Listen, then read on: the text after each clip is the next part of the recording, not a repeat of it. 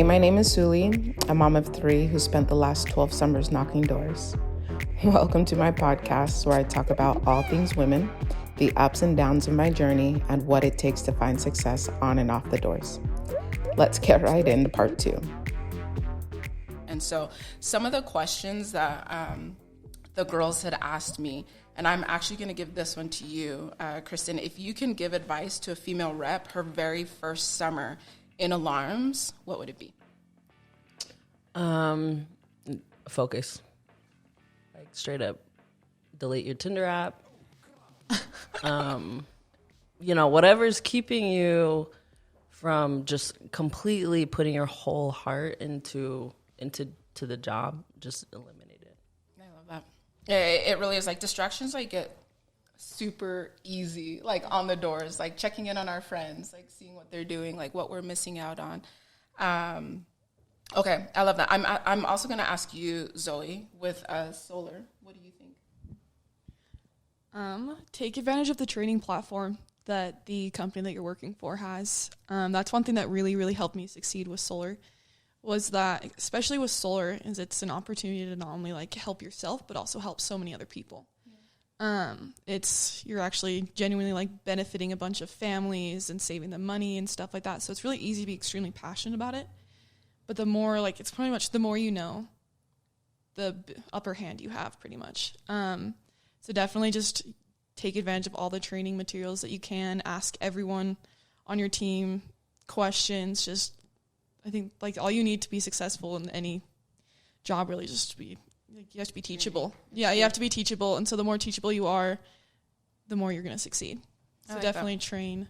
I think that's great advice. I feel like so often I'll meet with reps and I'll ask them, like, where are you at with the training videos? And they'll be like, oh, I know I need to get to those. And it blows my mind that we have literally thousands of dollars of content, like of what they'll end up doing, in commission if they would just study the material. And so I think that's fantastic advice, and make your leadership work. Oh, yeah. Like, if I have a rep who's like, hey, can I jump on FaceTime and show you my pitch? I love that kid. I love that kid, and I'm going to watch him all summer long, and I'm going to hype him up, and I'm invested in him because he's asking me for help, and that hypes me up. So tell your team leaders, like, hey, can I come meet with you an hour a week? Yeah. Yes. Like, make them earn that money. I love that. I like that you said that. Brin, so what do you absolutely love about the pest control industry, and what do you feel like that you kind of want to see change? I think what's cool about the pest is you don't need a lot of training. Like, I just showed up after reading the manual, and really is an easy sell. Like, you can be off the door in 5 minutes. So that's nice about the pest industry. Something that would be nice to see change, especially with, our company, would probably be like communication. But no, I think for the most part, it's an easy sell. Like, I don't know, I've never been. You mean like solar. Communication with like leaders, or like communication? Yeah, or with the company. But yeah, that's more company based. But I feel like it's going to be, we all need it. Like, just in the different companies, like, people are going to want like communication from the top to like whoever it is to come down to you. Like, we just want to know. What's happening. Yeah, there really was this bottleneck, because for a long time, even in my position, my husband would come home and tell me about new developments, and I'm like, when I haven't heard a thing about that, and he would say, oh, well, the regionals heard about it. This is before I was up there, and I'd say, oh, I didn't hear. And so often I think we're reliant on like leadership to kind of disseminate the information, but those guys are swamped too. And so they've done a lot better of a job of, like, I get an email telling me what's going on. I get an email updating me. Workday, yes. I feel like in the last year and a half, they've really figured that out, because we went from this essentially what felt like a mom and pop for a really long time. And like in 18 months, we became this corporation that recently we just got $1 billion valuation. I don't know if you heard that. No, that's crazy. Give me my money. Yeah, we did. That's a valuation. Nothing's happened yet, but yeah, it's like all of a sudden, man, we need to behave like that's awesome. Like we're big time, because we've become that, and so that's happening. But I agree. For a long time, it was like we need to like have some of that communication directly, and so we've brought the right people in, and they're making good changes. That's so cool. Yeah, I love that. Okay. So we just said that one. Okay, Amber, what is it? No, I'm saving all my recruiting ones for you, and I am gonna ask you. So one girl, she loves recruiting, but hasn't been really doing like a good job at it. She's found that like as she goes out there and like approaches guys, that they'll like think that it's something more than just that. I mean, I know for you it might be a little bit easier because people already know that you're married, and so they're not going to take things the wrong way. But like, what are some advice that you would give for someone who wants to eventually be a regional, who wants to solely just recruit like part-time and not be on the doors? Like, so I had another girl mention this the other day, that she's afraid to approach people about selling because she's worried that they're hitting on him, or that she's hitting on them. And I did this starting when I was 24 and still kind of could blend in with the crowd that I was recruiting with. Now it's like not so much that. So I don't have to worry about that now. But I think before I kind of leaned into it. I was like, so what if they think that? Like, let them think that. I'll take them to lunch and like pull a little bait and switch. But I also think now, as I'm older and I just kind of care less about people's opinions, I think that what other people think about you is kind of none of your business. Like, let them think that. And that really has no effect on you, what people's perception of you is.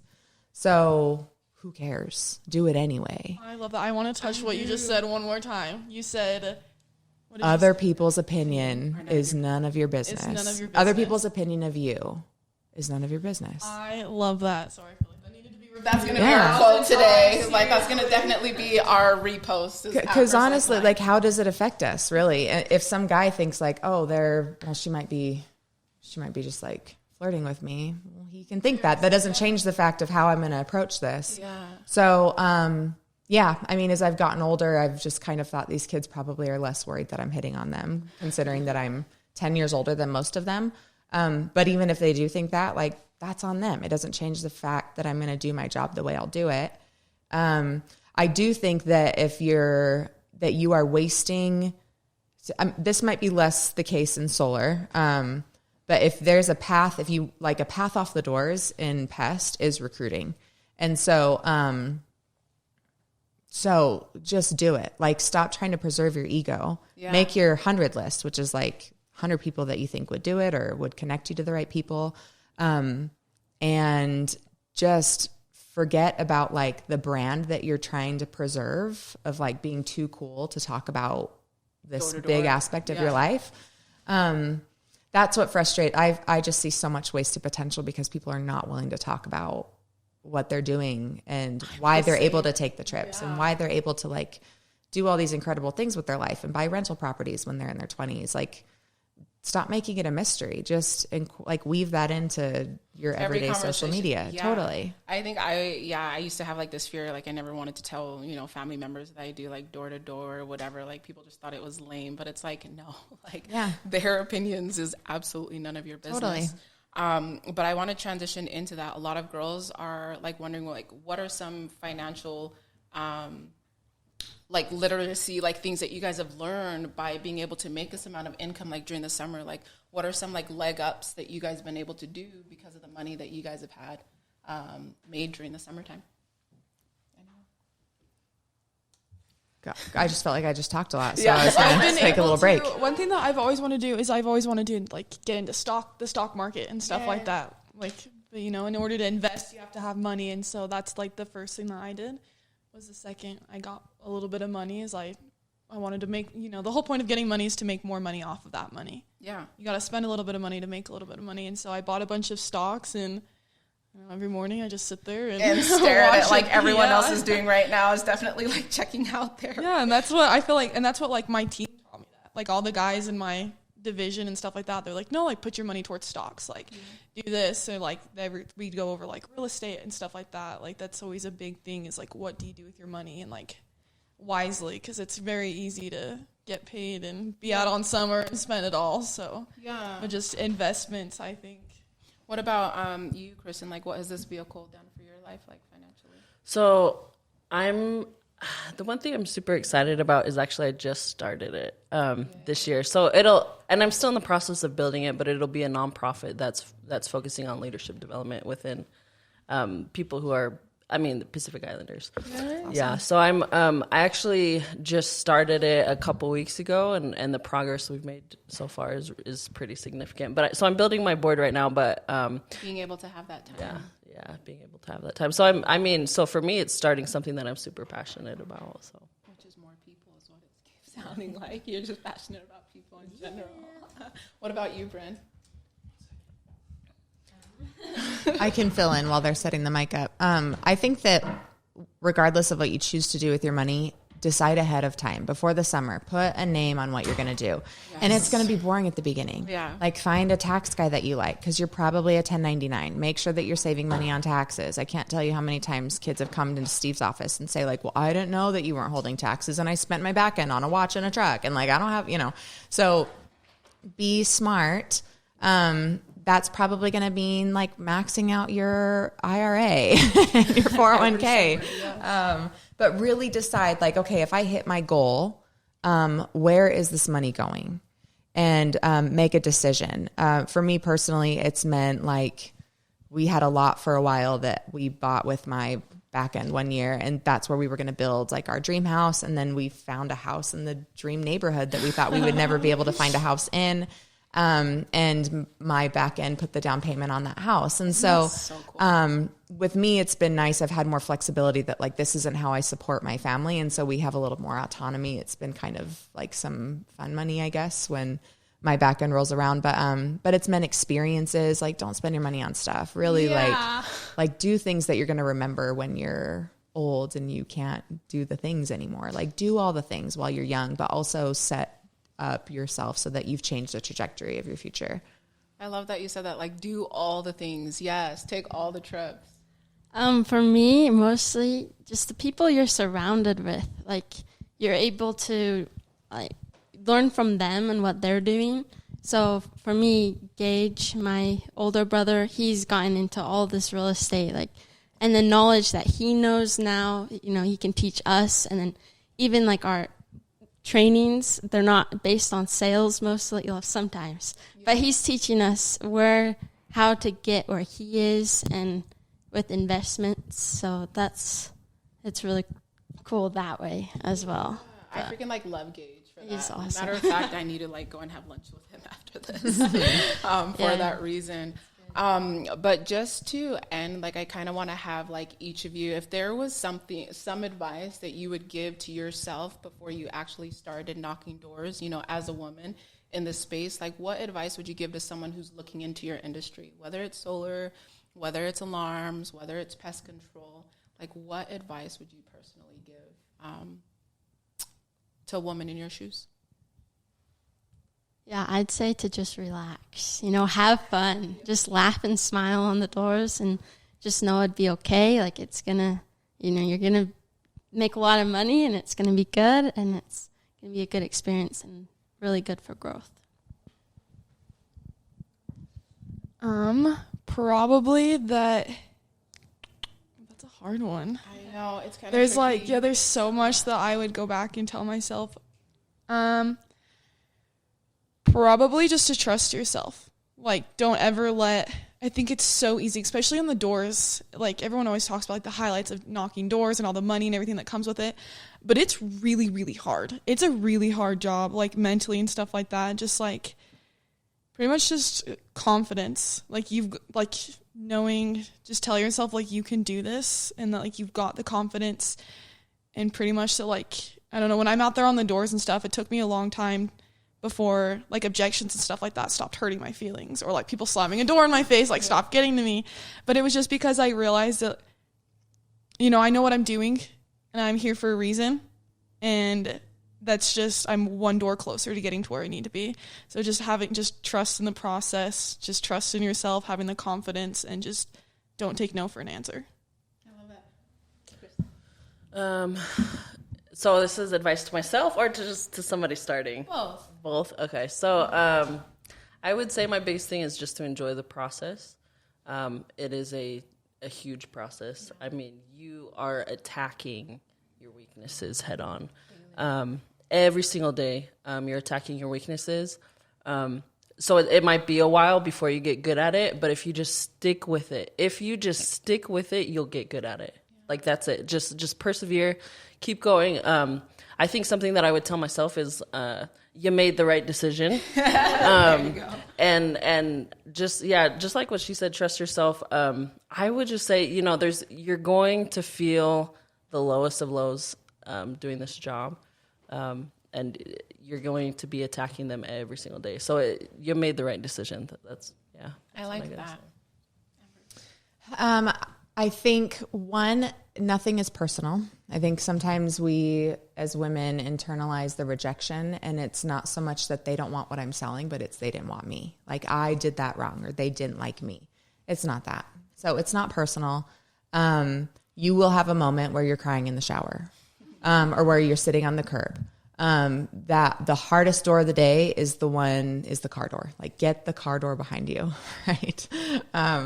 And so if you can do that every day, of just like, get out of the car, hit the first door, you're good. Like, that's probably my best piece of advice for people, is get the door behind you.